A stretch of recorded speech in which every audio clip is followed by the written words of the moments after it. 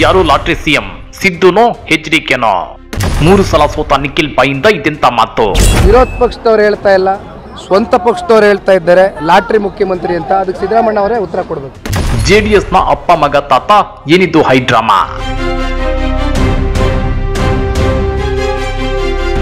ಯಾರು lottery CM, ಸಿದ್ದರಾಮಯ್ಯನವರು ಇಲ್ಲ HD ಕುಮಾರಸ್ವಾಮಿ ಅವರು?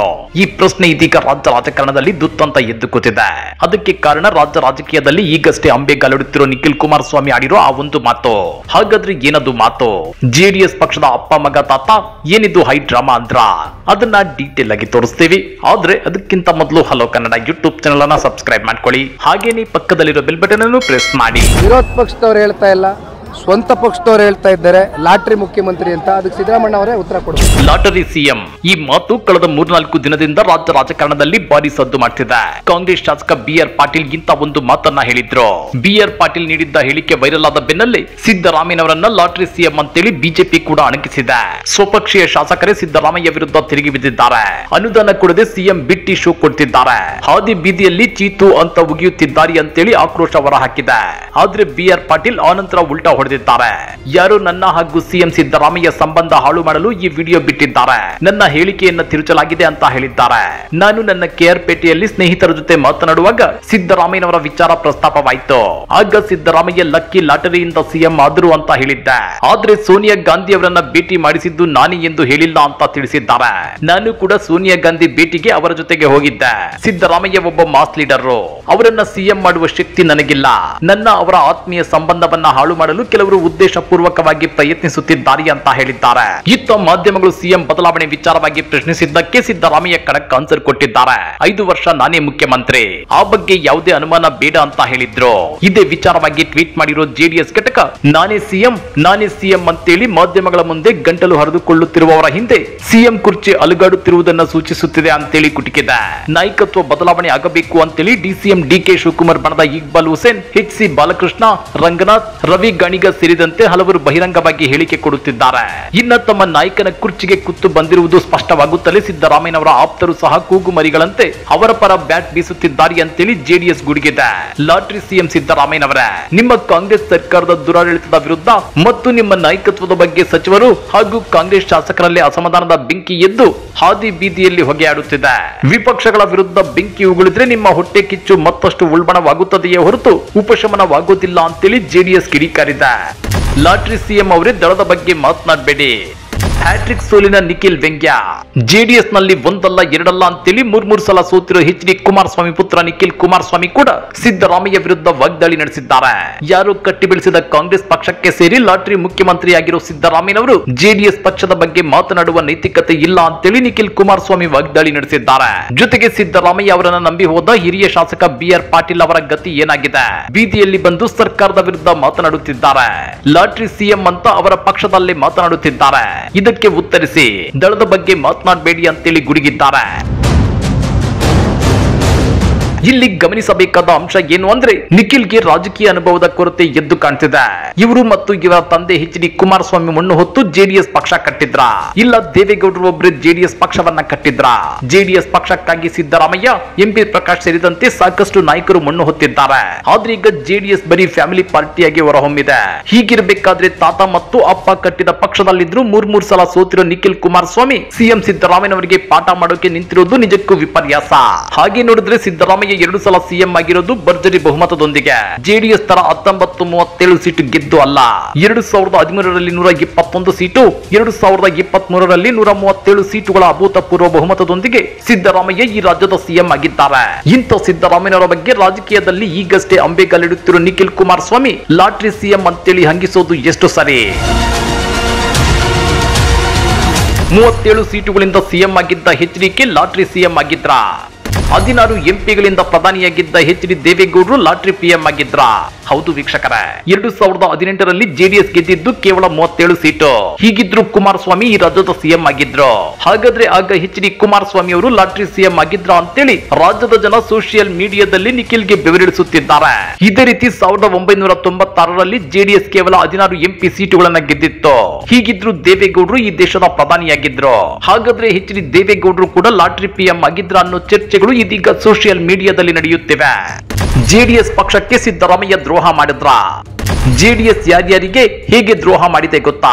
ಸಿಎಂ ಸಿದ್ದರಾಮಯ್ಯನವರ ಬಗ್ಗೆ ನಿಖಿಲ್ ಇತ್ತೀಚೆಗೆ ಟೀಕೆ ಮಾಡಿದ್ರು. ಸಿಎಂ ಸಿದ್ದರಾಮಯ್ಯನವರೇ, ನೀವು ಜೆಡಿಎಸ್ ಪಕ್ಷದ ಬಗ್ಗೆ ಚರ್ಚಿಸೋದನ್ನ ಬಿಟ್ಟು ನಿಮ್ಮ ಪಕ್ಷದ ಸಮಸ್ಯೆ ಬಗೆಹರಿಸಿಕೊಳ್ಳಿ. ನಿಮ್ಮ ರಾಜಕೀಯ ಅನುಭವಕ್ಕಿರುವಷ್ಟು ವಯಸ್ಸು ನನಗಾಗಿಲ್ಲ, ಆದ್ರೆ ನಮ್ಮ ಪಕ್ಷದ ಇತಿಹಾಸದ ಬಗ್ಗೆ ನನಗೆ ಅರಿವಿದೆ. ಬಿಜೆಪಿ ಜೆಡಿಎಸ್ ಮೈತ್ರಿಯಿಂದ ರಾಜ್ಯದಲ್ಲಿ ಜೆಡಿಎಸ್ ವರ್ಚಸ್ಸು ಕುಂದಿಲ್ಲ ಎಂದಿದ್ದಾರೆ. ಅಷ್ಟೇ ಅಲ್ಲ, ನಿಮ್ಮನ್ನ ರಾಜಕೀಯವಾಗಿ ಬೆಳೆಸಿದ್ದು ಜೆಡಿಎಸ್ ಪಕ್ಷ. ನಮ್ಮ ಪಕ್ಷದಲ್ಲಿ ಸಾಕಷ್ಟು ಅನುಭವಿ ಶಾಸಕರಿದ್ರು. ಪಕ್ಷದ ನಾಯಕರು ನಿಮಗೆ ಉನ್ನತ ಸ್ಥಾನ, ಡಿಸಿಎಂ ಸ್ಥಾನ ನೀಡಿ ಗೌರವಿಸಿದ್ರು. ಆದ್ರೆ ಜೆಡಿಎಸ್ ಪಕ್ಷಕ್ಕೆ ಮೋಸ, ದ್ರೋಹ ಮಾಡಿ ಹೋದ ನೀವು ಈಗ ಜೆಡಿಎಸ್ಗೆ ಭವಿಷ್ಯವಿಲ್ಲ ಅಂತ ಹೇಳುತ್ತಿದ್ದೀರಿ ಅಂತೇಳಿ ನಿಖಿಲ್ ಆಕ್ರೋಶ ವ್ಯಕ್ತಪಡಿಸಿದ್ದಾರೆ. ವಿರೋಧ ಪಕ್ಷದವ್ರು ಹೇಳ್ತಾ ಇಲ್ಲ, ಸ್ವಂತ ಪಕ್ಷದವ್ರು ಹೇಳ್ತಾ ಇದ್ದಾರೆ ಲಾಟ್ರಿ ಮುಖ್ಯಮಂತ್ರಿ ಅಂತ. ಅದಕ್ಕೆ ಸಿದ್ದರಾಮಯ್ಯ ಅವರೇ ಉತ್ತರ ಕೊಡ್ತಾರೆ. ಆದ್ರೆ ನಿಖಿಲ್ ಈ ಟೀಕೆಗೆ ಸೋಷಿಯಲ್ ಮೀಡಿಯಾದಲ್ಲಿ ಆಕ್ರೋಶ ವ್ಯಕ್ತವಾಗಿದೆ. ಜೆಡಿಎಸ್ ಯಾರ್ಯಾರಿಗೆ ಹೇಗೆಲ್ಲ ಮೋಸ ಮತ್ತು ದ್ರೋಹ ಮಾಡಿದೆ ಗೊತ್ತಾ ಅಂತೇಳಿ ನಿಖಿಲ್ಗೆ ತಿರುಗೇಟನ್ನ ಕೊಟ್ಟಿದ್ದಾರೆ. ಜೆಡಿಎಸ್ ದ್ರೋಹ ನಂಬರ್ 1, ಧರ್ಮ್ ಸಿಂಗ್ ಬೆನ್ನಿಗೆ ಚೂರಿ. 2004ರಲ್ಲಿ ರಾಜ್ಯದಲ್ಲಿ ಅತಂತ್ರ ವಿಧಾನಸಭೆ ಸೃಷ್ಟಿಯಾಗಿತ್ತು. ಆಗ ಜೆಡಿಎಸ್ ವರಿಷ್ಠ ಎಚ್.ಡಿ. ದೇವೇಗೌಡರು ಕಾಂಗ್ರೆಸ್ನಿಂದ ಧರ್ಮ್ ಸಿಂಗ್ ಸಿಎಂ ಆಗ್ಲಿ ಅಂತ ಹೇಳಿದ್ರು. ಹೀಗಾಗಿ ಆಗ ಧರ್ಮ್ ಸಿಂಗ್ ಸಿಎಂ ಆಗಿದ್ರು. ಆದ್ರೆ 2006ರಲ್ಲಿ ಕುಮಾರಣ್ಣನ ಅಧಿಕಾರದ ಆಸೆ ಕಟ್ಟೆಯೊಡೆದಿತ್ತು. ಹೀಗಾಗಿ ರಾತ್ರೋರಾತ್ರಿ ಕೋಮುವಾದಿಗಳ ಜೊತೆ ಸೇರಿ ಧರ್ಮ್ ಸಿಂಗ್ ಎಂಬ ಧೀಮಂತ ವ್ಯಕ್ತಿಯ ಬೆನ್ನಿಗೆ ಚೂರಿ ಹಾಕಿದ್ರು ಅನ್ನೋ ಆರೋಪವಿದೆ. ಆ ಮೂಲಕ 2006ರಲ್ಲಿ ಕುಮಾರಸ್ವಾಮಿ ಮೊದಲ ಸಲ ಸಿಎಂ ಆದ್ರೆ ಬಿಜೆಪಿ ಮುಖಂಡ ಬಿಎಸ್ವೈ ಡಿಸಿಎಂ ಆಗಿದ್ರು. ಹಾಗಾದ್ರೆ ಇಲ್ಲಿ ಕಾಂಗ್ರೆಸ್ ಮುಖಂಡ ಧರ್ಮ್ ಸಿಂಗ್ ಅವರಿಗೆ ನಂಬಿಕೆ ದ್ರೋಹ ಬಗೆದಿದ್ದಾರೋ ಕೇಂದ್ರ ಸಚಿವ ಎಚ್.ಡಿ. ಕುಮಾರಸ್ವಾಮಿ ಮತ್ತು ಜೆಡಿಎಸ್ ಪಕ್ಷ ಅಲ್ವಾ? ಜೆಡಿಎಸ್ ದ್ರೋಹ ನಂಬರ್ 2, ಬಿಎಸ್ವೈಗೆ ಅಧಿಕಾರ ಹಸ್ತಾಂತರಕ್ಕೆ ನಕಾರ. 2006ರಲ್ಲಿ 2020 ಸರ್ಕಾರ ಮಾಡೋಣ, ಮೊದಲು 20 ತಿಂಗಳು ನಾನು ಸಿಎಂ ಆಗಿರ್ತೀನಿ, ಆಮೇಲೆ ನೀವು ಸಿಎಂ ಆಗಿ ಅಂತೇಳಿ ಕುಮಾರಸ್ವಾಮಿ ಬಿಎಸ್ವೈಗೆ ನಂಬಿಸಿದ್ರು. ಅದಕ್ಕೆ ಓಕೆ ಅಂದಿದ್ದ ಬಿಎಸ್ವೈ ಮತ್ತು ಬಿಜೆಪಿ ಜೆಡಿಎಸ್ ಜೊತೆ ಸೇರಿ ಸರ್ಕಾರವನ್ನ ರಚಿಸಿತ್ತು. ಆದ್ರೆ 20 ತಿಂಗಳು ಸಿಎಂ ಆಗಿದ್ದ ಕುಮಾರಸ್ವಾಮಿ 20 ತಿಂಗಳ ನಂತರ ಬಿಎಸ್ವೈಗೆ ಅದ್ಯಾಕೆ ಅಧಿಕಾರವನ್ನ ಹಸ್ತಾಂತರಿಸಲಿಲ್ಲ? ಇದು ಜೆಡಿಎಸ್ ಮಾಡಿದ ಅತಿ ದೊಡ್ಡ ದ್ರೋಹ ಅಲ್ವಾ? ಜೆಡಿಎಸ್ ದ್ರೋಹ ನಂಬರ್ 3, ಕೋಮುವಾದಿಗಳ ಜೊತೆ ಕೈ ಜೋಡಿಸಿದ್ದಕ್ಕೆ ಎಚ್.ಡಿ. ದೇವೇಗೌಡರು. 2007ರಲ್ಲಿ ಬಿಎಸ್ವೈಗೆ ಸಿಎಂ ಹುದ್ದೆ ಬಿಟ್ಟು ಕೊಡೋದಕ್ಕೆ ಎಚ್.ಡಿ. ದೇವೇಗೌಡರು ಒಪ್ಪಿರಲಿಲ್ಲ. ಕೋಮುವಾದಿಗಳ ಜೊತೆ ಮತ್ತೆ ಮೈತ್ರಿ ಮಾಡಿಕೊಂಡ್ರೆ ಆತ ನನ್ನ ಮಗನೇ ಅಲ್ಲ ಅಂತ ಹೇಳಿದ್ರು ದೇವೇಗೌಡರು. ಆದ್ರೆ ಬದಲಾದ ಕಾಲಘಟ್ಟದಲ್ಲಿ ದೇವೇಗೌಡರ ಕೋಮುವಾದಿ ಧೋರಣೆ ಬದಲಾಗಿದ್ದು ಹೇಗೆ? ಅವತ್ತು ಕೋಮುವಾದಿಗಳ ಜೊತೆ ಕೈ ಜೋಡಿಸಬೇಡಿ ಅಂತೇಳಿದ್ದ ದೇವೇಗೌಡ್ರೆ 2023ರ ಚುನಾವಣೆಯ ನಂತರ ದಿಲ್ಲಿಗೆ ಹೋಗಿ ಬಿಜೆಪಿ ಜೊತೆ ಕೈ ಜೋಡಿಸಿದ್ರು. ಹಾಗಾದ್ರೆ ಅಪ್ಪ ಮಕ್ಕಳಿಗೆ ಮಾತಿನ ಮೇಲೆ ಹಿಡಿತ ಇಲ್ವಾ ಅಂತೇಳಿ ರಾಜ್ಯದ ಜನ ಪ್ರಶ್ನೆ ಮಾಡ್ತಿದ್ದಾರೆ. ಜೆಡಿಎಸ್ ದ್ರೋಹ ನಂಬರ್ 4, ರೈತ ವಿರೋಧಿ ಮಸೂದೆಗೆ ಬೆಂಬಲ. ಹೊರಗೆ ರೈತರ ಹೋರಾಟಕ್ಕೆ ಬೆಂಬಲ ಘೋಷಿಸಿದ್ದ ಜೆಡಿಎಸ್ ನಾಯಕರು ವಿಧಾನ ಪರಿಷತ್ನಲ್ಲಿ ರೈತ ವಿರೋಧಿ ಮಸೂದೆಗಳ ಪರ ಮತ ಹಾಕಿದ್ದು ದ್ರೋಹ ಅಲ್ವಾ? ಜೆಡಿಎಸ್ ನದ್ದು ಅವಕಾಶವಾದಿ ರಾಜಕಾರಣ ಅನ್ನಿಸೋದಿಲ್ವಾ ಅಂತೇಳಿ ಜನ ಪ್ರಶ್ನೆ ಮಾಡ್ತಿದ್ದಾರೆ. ಜೆಡಿಎಸ್ ದ್ರೋಹ ನಂಬರ್ 5, ಸುಮಲತಾ ಅವರಿಗೆ ಟಿಕೆಟ್ ತಪ್ಪಿಸಿದ್ದು. ರಾಜಕಾರಣದಲ್ಲಿ ಆಸೆ ಇಟ್ಕೊಂಡು ಬಿಜೆಪಿ ಸೇರಿದ್ದ ಸುಮಲತಾ ಅಂಬರೀಶ್ ಅವರಿಗೆ ಟಿಕೆಟ್ ತಪ್ಪಿಸಿದ್ಯಾರೋ? ಅವರ ರಾಜಕೀಯ ಜೀವನಕ್ಕೆ ಫುಲ್ ಸ್ಟಾಪ್ ಇಟ್ಟಿದ್ಯಾರೋ? ಅದೇ ರೀತಿ ತನ್ನ ಅಜ್ಜಿಯ ವಯಸ್ಸಿನ ಮನೆಗೆಲಸದ ಹೆಂಗಸಿನ ಮೇಲೆ ಅತ್ಯಾಚಾರ ಮಾಡಿ ವಿಡಿಯೋ ಮಾಡಿಕೊಂಡಿರೋ ಆರೋಪ ಜೆಡಿಎಸ್ ನಾಯಕರ ಮೇಲೆ ಕೇಳಿ ಬಂದಿದೆ. ಹಾಗಾದ್ರೆ ಇಲ್ಲಿ ಜನರಿಗೆ ದ್ರೋಹ ಬಗೆಯುತ್ತಿರೋದು ಯಾರು ಅಂತೇಳಿ ನೆಟ್ಟಿಗರು ಪ್ರಶ್ನೆ ಕೇಳುತ್ತಿದ್ದಾರೆ. ಜೆಡಿಎಸ್ ದ್ರೋಹ ನಂಬರ್ 6, ತಮ್ಮ ಏಳಿಗೆಗಾಗಿ ಜೆಡಿಎಸ್ ಹಲವು ದ್ರೋಹ. ತಮ್ಮನ್ನ ಗೆಲ್ಲಿಸಿದ್ರೆ ಮೋದಿ ಜೊತೆ ಮಾತನಾಡಿ 5 ನಿಮಿಷದಲ್ಲಿ ಮೇಕೆದಾಟಿಗೆ ಅನುಮತಿ ಕೊಡಿಸಿವೆ ಅಂತೇಳಿ ಆಮೇಲೆ ಹಾಗೆ ಹೇಳಿಯೇ ಇಲ್ಲ ಅಂತ ಹೇಳಿದ್ದು ಎಚ್.ಡಿ. ಕುಮಾರಸ್ವಾಮಿ ಅವರಲ್ವಾ? ತಮ್ಮ ಕುಟುಂಬದ ಏಳಿಗೆಗೆ ಅಡ್ಡಿಯಾಗಬಹುದೆನ್ನುವ ಕಾರಣಕ್ಕೆ ಹಳೆ ಮೈಸೂರು ಭಾಗದ ಒಕ್ಕಲಿಗ ಸಮುದಾಯದ ನಾಯಕರನ್ನ ನಿರಂತರವಾಗಿ ತುಳಿಯುತ್ತಾ ಬಂದಿದ್ಯಾರೋ? ತಲೆ ಮೇಲೆ ಮುಸ್ಲಿಂ ಟೋಪಿ ಹಾಕೊಂಡು ಇಫ್ತಾರ್ ಕೂಟುಗಳಲ್ಲಿ ಉಂಡೆದ್ದು ಮುಂದಿನ ಜನ್ಮದಲ್ಲಿ ಮುಸ್ಲಿಮನಾಗಿ ಹುಟ್ಟಿವೆ ಎಂದೆಲ್ಲ ಹೇಳಿ ಕೊನೆಗೆ ಮುಸ್ಲಿಂ ದ್ವೇಷಕ್ಕೆ ಕುಮ್ಮಕ್ಕು ಕೊಟ್ಟಿದ್ಯಾರೋ? ಈ ಪ್ರಶ್ನೆಗಳಿಗೆ ಉತ್ತರ ಹುಡುಕಿಕೊಂಡು ನಿಖಿಲ್ ಕುಮಾರಸ್ವಾಮಿ ಆಮೇಲೆ ಸಿದ್ದರಾಮಯ್ಯನವರನ್ನ ಲಾಟ್ರಿ ಸಿಎಂ ಅಂತೇಳಿ ಟೀಕಿಸಲಿ ಅಂತೇಳಿ ನೆಟ್ಟಿಗರು ನಿಖಿಲ್ ವಿರುದ್ಧ ತಿರುಗಿ ಬಿದ್ದಿದ್ದಾರೆ. ಮತ್ತು ಇಂಟ್ರೆಸ್ಟಿಂಗ್ ವಿಷಯ ಏನು ಅಂದ್ರೆ 3 ಸಲ ಸೋತರು ನಿಖಿಲ್ ಜೆಡಿಎಸ್ ಪಕ್ಷದ ಜವಾಬ್ದಾರಿ ಹೊರಬೇಕು ಅಂತೇಳಿ ಎಚ್.ಡಿ. ಕುಮಾರಸ್ವಾಮಿ ಅವರು ಹೇಳ್ತಾರೆ. ಇತ್ತ ನಿಖಿಲ್ ಕುಮಾರಸ್ವಾಮಿ ತಮ್ಮ ತಂದೆ ಎಚ್.ಡಿ. ಕುಮಾರಸ್ವಾಮಿ ಅವರನ್ನ ಮತ್ತೊಮ್ಮೆ ಸಿಎಂ ಮಾಡ್ತೀವಿ ಅಂತಿದ್ದಾರೆ. ಆದ್ರೆ ಜೆಡಿಎಸ್ ವರಿಷ್ಠ ಎಚ್.ಡಿ. ದೇವೇಗೌಡರು ಮಾತ್ರ ನಮ್ಮದು ಅಪ್ಪ ಮಕ್ಕಳ ಪಕ್ಷ ಅಲ್ಲವೇ ಅಲ್ಲ ಅಂತ ಹೇಳುತ್ತಿದ್ದಾರೆ. ಇವರ ಒಂದೊಂದು ಹೇಳಿಕೆ ಮತ್ತು ಫ್ಯಾಮಿಲಿ ಡ್ರಾಮಾ ನೋಡಿ ರಾಜ್ಯದ ಜನ ಬಿಟ್ಟು ಎಂಟರ್ಟೈನ್ಮೆಂಟ್ ತಗೊಂತಿದ್ದಾರೆ. ಜೆಡಿಎಸ್ ನ ಅಪ್ಪ ಮಗ ಮತ್ತು ತಾತನ ಹೈಡ್ರಾಮಾದ ಬಗ್ಗೆ ನೀವೇನಂತೀರಾ? ಕಮೆಂಟ್ ಮಾಡಿ, ವಿಡಿಯೋ ಲೈಕ್ ಮಾಡಿ, ಶೇರ್ ಮಾಡಿ. ಇಂಥ ಮತ್ತಷ್ಟು ರೋಚಕ ರಾಜಕೀಯ ಸುದ್ದಿಗಳನ್ನ ಮಿಸ್ ಮಾಡದೆ ನೋಡ್ಬೇಕು ಅಂದ್ರೆ ಹಲೋ ಕನ್ನಡ ಯೂಟ್ಯೂಬ್ ಚಾನೆಲ್ ಅನ್ನ ಸಬ್ಸ್ಕ್ರೈಬ್ ಮಾಡ್ಕೊಳ್ಳಿ.